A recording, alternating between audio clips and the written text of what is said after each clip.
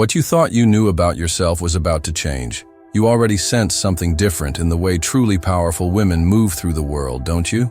There's an electric stillness in their presence, a magnetic quality that doesn't chase or plead or perform. It simply exists. And in that existence, something profound happens to the masculine psyche around them.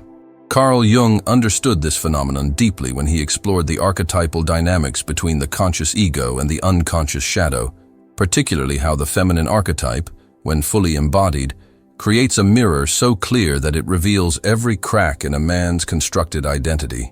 The truth is, when a woman has done the inner work, when she has integrated her shadow, faced her own darkness, and emerged with authentic power, she becomes a living reminder of what wholeness looks like.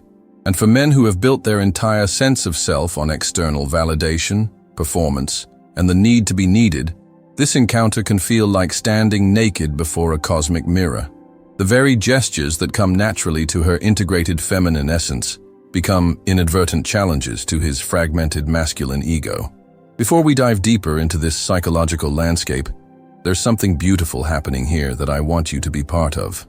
If this resonates with the woman you're becoming, or the woman you already are, would you honor this moment by subscribing and letting me know with a like?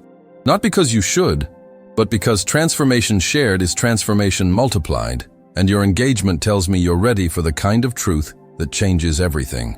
Jung wrote extensively about individuation, the process of becoming whole, of integrating all aspects of the self, rather than projecting them onto others. When a woman has walked this path, she no longer needs a man to complete her narrative. She doesn't need him to validate her worth, fix her problems, or provide her with identity. This completeness, this self-contained wholeness, creates what Jung called a constellation in the collective unconscious, a pattern that awakens both reverence and terror in the masculine psyche. The first gesture that shrinks a man's ego before a truly powerful woman is perhaps the most subtle yet devastating: her comfortable silence. This isn't the silence of withdrawal or punishment, but the silence of a woman who has learned to be fully present with herself. When she sits across from him at dinner and doesn't feel compelled to fill every pause with chatter, when she can rest in the spaces between words without anxiety or the need to perform, something profound shifts in the dynamic. Her silence becomes a canvas on which his own insecurities are painted in vivid detail. The masculine ego, conditioned by centuries of being the provider, the protector, the solution giver, suddenly finds itself in the presence of someone who doesn't need solving. This silence isn't empty. It's full of self-possession, of a woman who has made peace with her own company. The Stoic philosophers, particularly Marcus Aurelius, wrote about this quality of presence that requires nothing external for its completion. When a woman embodies this, she becomes what Jung called a living symbol, a representation of the integrated anima that the masculine psyche both yearns for and fears. Men who have built their identity on being needed, on being the answer to someone's question, find themselves suddenly purposeless in her presence. The ego that thrived on being the hero in someone else's story discovers that this woman is the author of her own narrative. Her silence speaks volumes about her relationship with solitude, about her capacity to be alone without being lonely, about her understanding that true power comes not from what she can extract from others, but from what she has cultivated within herself. This comfortable silence reveals something else: her discernment. She's not filling the space with words because she's learning him, studying the subtleties of his character, observing how he responds to not being the center of attention. Her silence is active, engaged, but not desperate. It's the silence of someone who has learned that words have weight, that energy has value, and that not everything deserves her immediate response. The psychological impact on masculine ego is profound because it forces him to confront his own relationship with silence, with solitude, with the parts of himself he has avoided through constant external stimulation. A comfortable silence becomes a mirror reflecting his own discomfort with stillness, his own fear of what might emerge if he stopped performing long enough to simply be. The second gesture that causes the masculine ego to recoil is her selective availability. This isn't the calculated manipulation of someone playing games, but the natural rhythm of a woman who has learned to honor her own energy as sacred. When she says, "I'm not available tonight," she means it. not as a strategy to increase her value in his eyes, but as a boundary that protects something precious within her.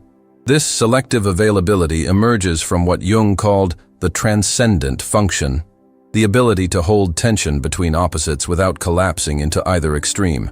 The integrated feminine understands that her presence is a gift, not a given.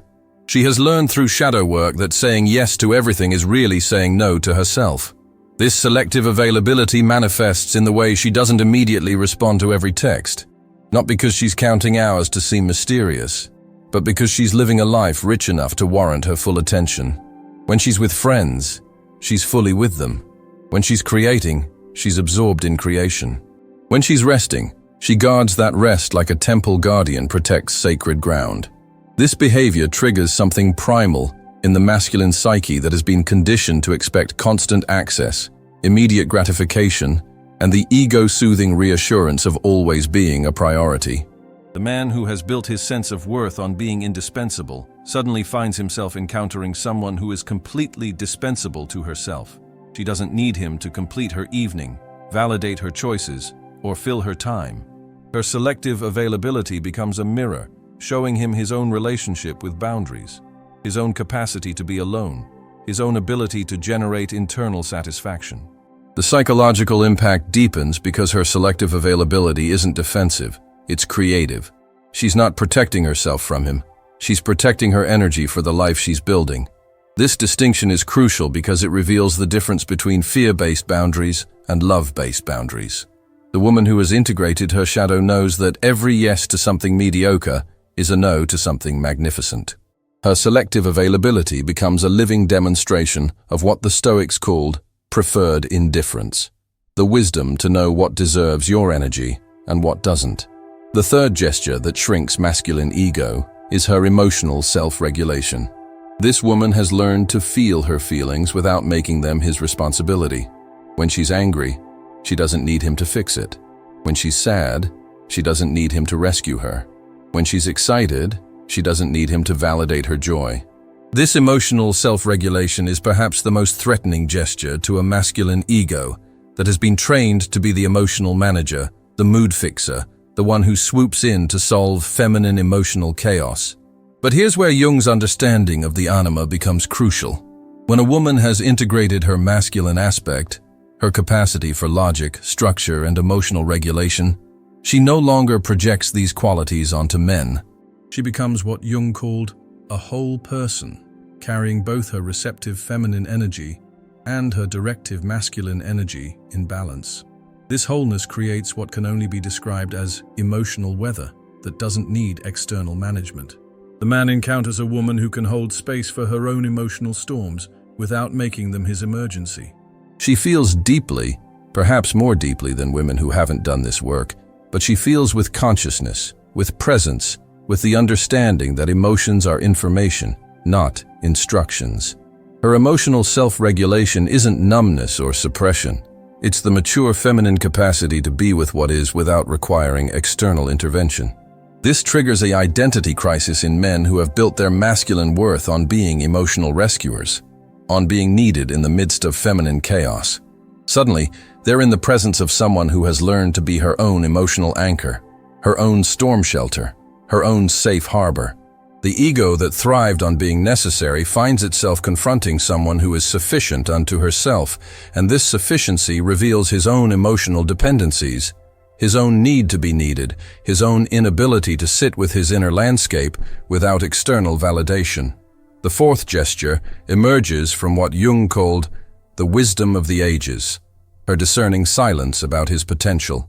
The integrated woman has learned to see him as he is, not as she wishes he could be. She doesn't offer unsolicited advice about his career, his relationships, his choices. She doesn't try to develop his potential or unlock his hidden greatness. This silence about his possibilities is perhaps the most ego-deflating gesture because it requires him to confront himself without the cushion of her projected hopes and dreams.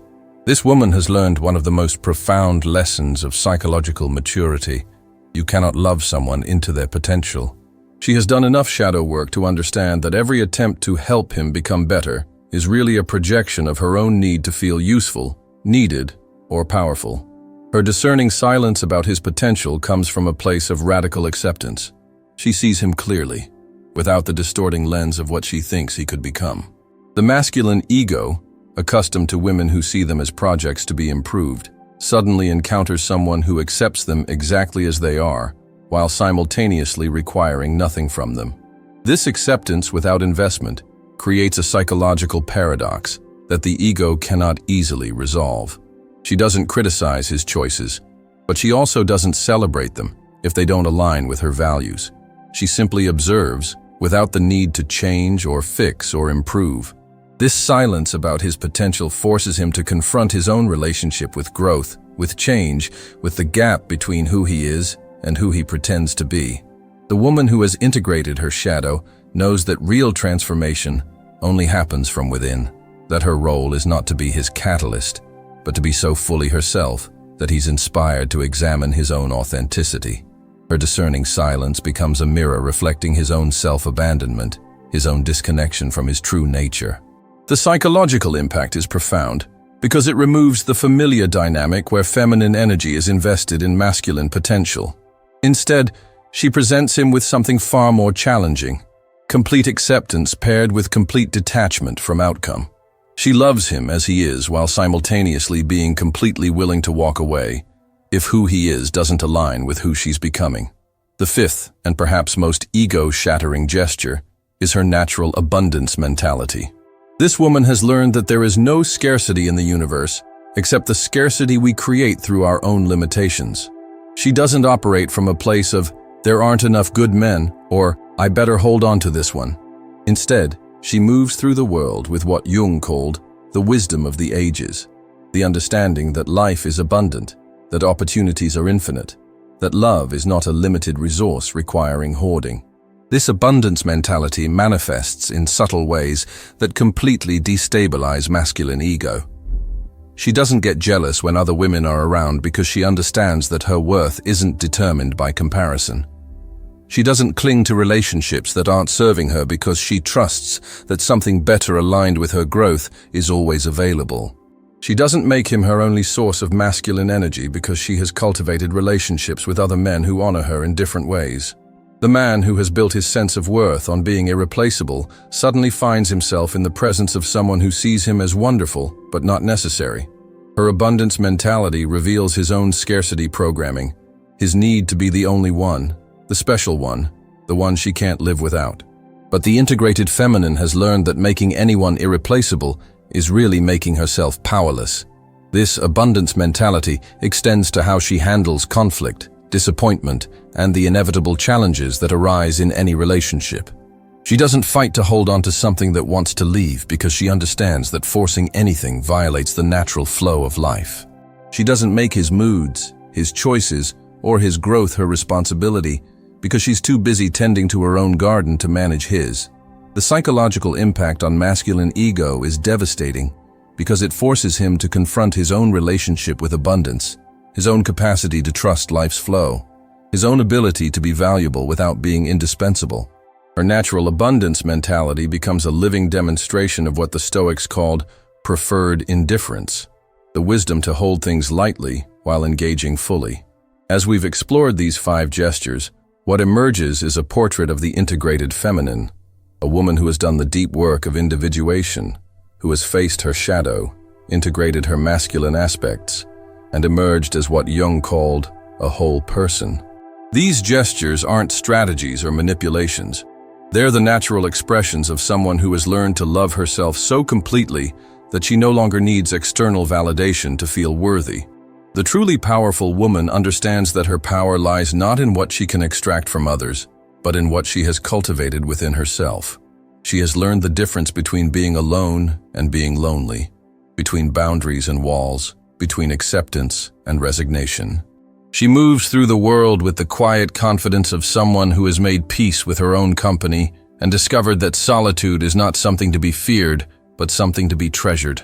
The woman who knows her value doesn't chase, she chooses.